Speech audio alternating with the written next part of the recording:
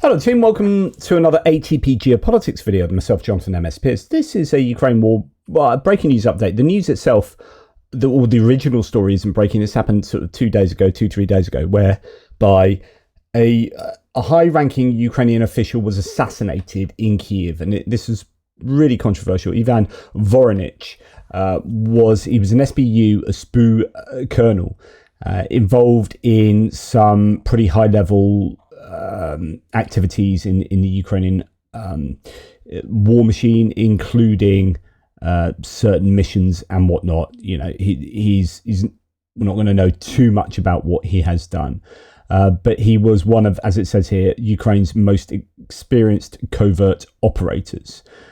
He ran the unit that killed Motorola and orchestrated critical parts of the Kursk incursion. So he was killed. You can see some of it on CCTV, where in the background you can see his assailants or his assailant run away, and he was killed. And then we heard that two of the people involved in that, I think two, were killed by the Ukrainians after they had found out who it was. So SBU liquidates assassins of Colonel Voronych in Kiev. So that happened. Okay, what the breaking news part of this is the claim, and we're going to really refer to three separate Guardian articles, because this seems to have been broken by the Guardian, in terms of the Ukraine wing of a US-founded terrorist group says it was involved in the killing of the intelligence officer in Kiev. So the base, a far-right group with suspected links to Russia, said killing of Ivan Voronych was only the beginning. So it's the Ukrainian wing of an internationally prescribed far-right terrorist organization. So it is a kind of an internationally restricted group with suspected links to Russia, is claiming involvement in the brazen assassination of the intelligence officer in Kiev. Okay, so I reported on this group a couple of months ago with this article here, but we're going to go back even further. So we'll look at three separate Guardian articles.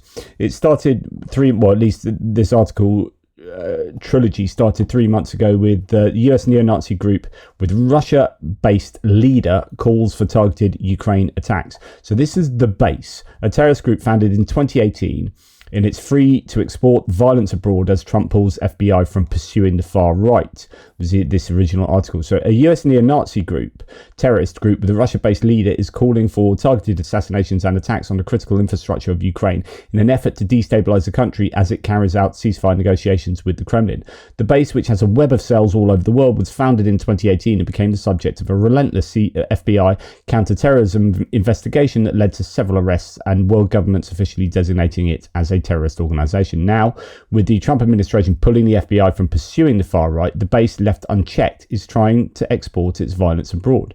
This is the first time the base has openly allied itself with the Kremlin's broader geopolitical goals. A sudden change, experts say, signals its likely involvement in Russian sabotage and propaganda operations now being carried out across Europe. The base founder and leader, Rinaldo Nazzaro, a semi-defected American who worked with the US Special Forces during the War on Terror and now lives in St. Petersburg, has for years garnered suspicions of being a Russian intelligence asset. Even members of the base mused that he was a spy and grew wary of the source of his cash flow, which is very interesting because he's on the far right, and yet the Russians consistently are talking about attacking Nazis and neo-Nazis, etc. Given Russia's connections to the leadership of the base, including offering sanctuary to its leader Rinaldo Nazzaro, there is a strong chance that this could very well be a Russian intelligence operation, said Colin Clark, a geopolitics expert and director of research at the Sufan Center.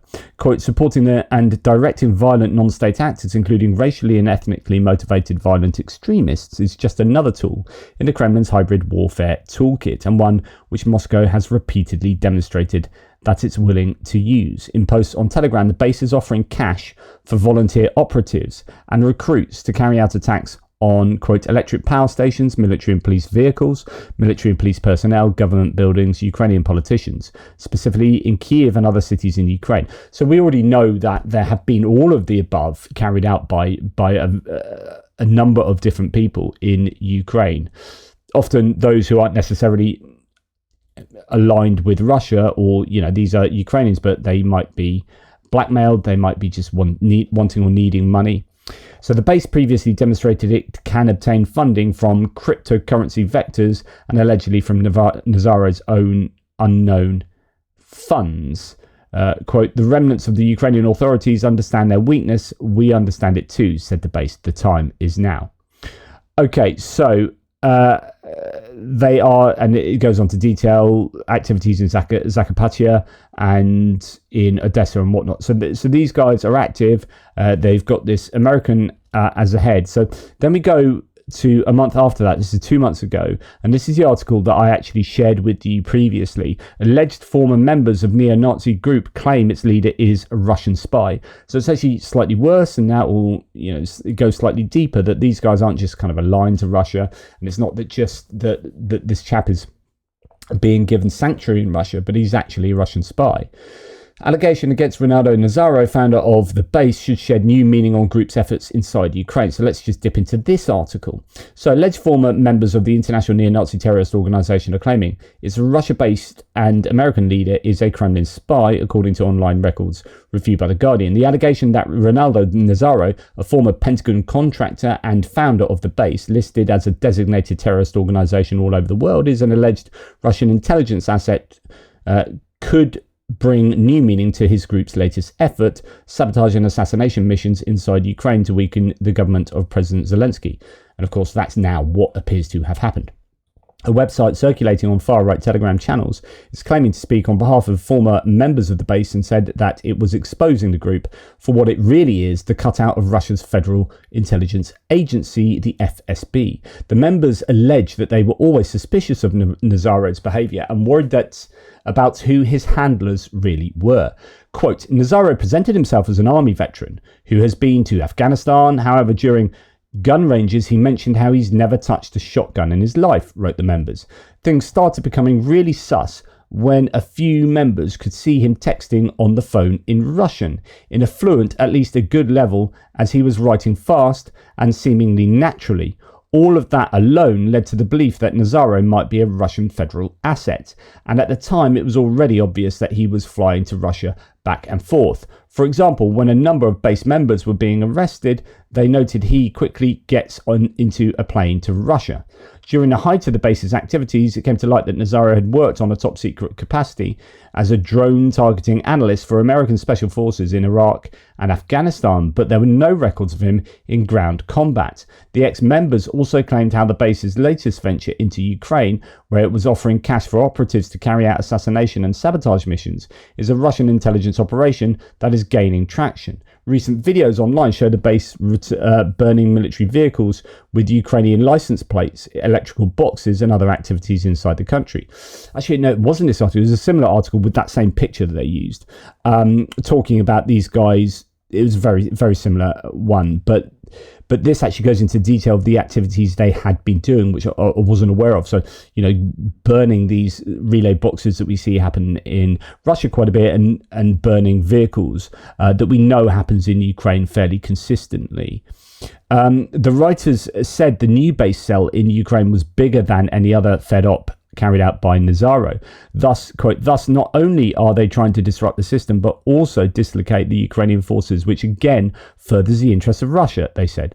Other evidence provided by to the Guardian shows that whoever is running the account for the base's Ukraine cell on Telegram has paid for a bot army to up its followers numbers into the tens of thousands.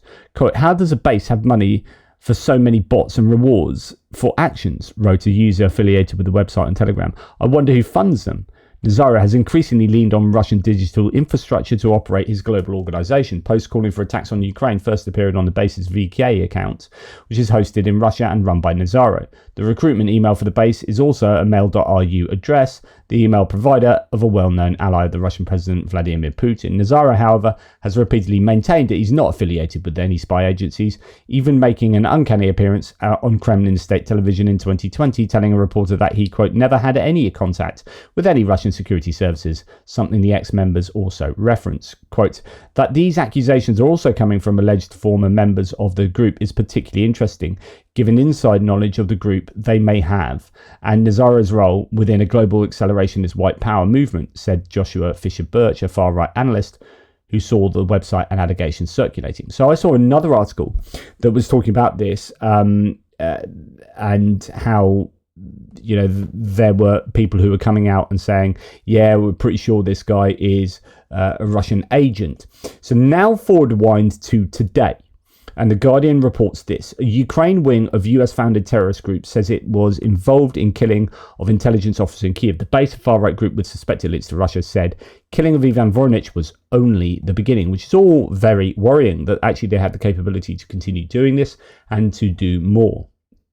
So they've claimed this. Last week, a masked assailant shot and killed Colonel Ivan Voronych of the Ukraine Security Service, the SBU, as he walked through a Kyiv parking lot in broad daylight. Shocking footage of the assassination circulated in Ukrainian media and caused a stir among residents in the capital. For months, a base born in the US and with a web of cells all over the world has been offering money to supporters or willing participants for targeted assassinations and attacks on the critical infrastructure of Ukraine, coinciding with allegations that its American founder, Rinaldo Nazzaro, was a Kremlin spy. Ukrainian authorities have also been warning in recent weeks of similar Russian intelligence operations covertly paying unknowing citizens to carry out sabotage inside their country. And that's what I was referring to. And there could be a crossover here. Quote, a shooting of the SBU colonel is not the end, but only the beginning, said a statement posted on a Telegram channel that appears to be linked to the base's supposed Ukrainian cell. Quote, we will continue our struggle until justice prevails. I mean, utter nonsense. Like, struggle for justice by trying to assassinate people fighting for the freedom of their sovereign nation. Just seems insane. The same post, translated from Ukrainian, added that group's members were, quote, proud of our associates who carried out the killing and said they didn't care if naysayers thought of them as terrorists and extremists. In another message to subscribers, the account also threatens other Ukrainian public figures and promises, quote, the hunt continues. Sources in the counter-terrorism field reviewed the posts and said they appeared credible and represented an escalation from the base, which is now either endorsing treasonous murders inside of Ukraine, actively commissioning them, or both. On Sunday, the SBU announced it had killed the two suspects they say were instructed and supplied with a pistol to assassinate Voronych on behalf of the Russian Special Services handlers. And other media reports in Ukraine reported the assassins were foreign nationals linked to criminal groups and were remotely supported by Russian intelligence. Although originally a stateside extremist group, the base has never publicly allied itself to the geopolitical goals of the Russian government of Putin until very recently. In April, the base started waging what it described as an insurgency to establish an all-white ethno-state in the western Ukrainian oblast of Zakarpattia. So far, videos of arson attacks against what appeared to be police and military vehicles, electric boxes and other targets have been uploaded to its accounts on Telegram, along with dozens of other geolocated videos inside Ukraine. Nazzaro, who is a former Pentagon contractor with the US Special Forces, declined to comment on the Ukraine cell of the base and a killing when reached on his Telegram account. Quote, I have no personal involvement in this incident and I don't know who is responsible, he added. Previously, he had publicly endorsed the group's Ukraine operations on Telegram and said it was being overseen by members inside the country that he did not control, which is translated to, well, the Russians have taken over, but he is indeed, part of that whole setup. So just a little bit more here. Multiple requests for comments sent to a chatbot and an active email address associated with the Ukrainian cell went unanswered. Quote, the base has been highly active in Ukraine since March and has conducted at least 10 arson attacks targeting infrastructure and buildings throughout the country, said Stephen Rye, an analyst for the Institute for Strategic Dialogue, ISD, who's been closely monitoring the base's online activities. Quote, they have repeatedly threatened a variety of terrorist actions, including acts of sabotage and the assassination of Ukrainian government officials. He continued, while we cannot confirm whether the base was truly responsible for this recent assassination of the SBU official, this action is very much in line with what they have been threatening to do for months and shows the severity of the threat that they pose. Yeah, and it goes on to, go over the idea that, unfortunately, the FBI have been pulled back from looking into far-right terrorist groups to concentrate. I mean, their claims that they're actually concentrating on things like illegal immigration and doing non-kind of FBI things, and that allows groups like the base to kind of operate with some kind of impunity, one might say. Nazzaro, who lives his life as a semi-defected American in St. Petersburg with his Russian wife and family, has for years denied any associations with Russian intelligence. Of course, you don't get to do that unless you are completely involved with Russian intelligence, or at least with the complete say-so of Russian intelligence. I've never had any contact with any Russian security service. Absolute BS. Yes. So this is really, really frustrating that that people can have such heinous views and be able to garner enough support and following and power to be able to do this. But I guess that's probably more as a result of Russia being involved formally through the FSB in this. I don't know that a startup group, as their own members said, like, don't know where the money is coming from, don't know how we're getting these rewards and bot farms to increase our reach. I think the FSB is heavily involved in such an organisation, of course, almost without doubt. So you therefore are wondering whether really this is just entirely FSB doing it under the guise of the base. It can pretend it's not involved and say, "Oh, we were nothing to do with this. This is the base, whoever they are, some kind of cranky Americans." Yeah, real shame that that guy was assassinated, obviously. And there you go. So these articles I think are pretty interesting. Watch out for the base. We'll see whether they turn up again in the news cycles. I hope not, other than to hear of their demise. And this chap, Rinaldo Nazzaro, he is obviously someone of some infamy at the moment. Anyway, let me know what you think of all that. Take care, and I'll speak to you soon.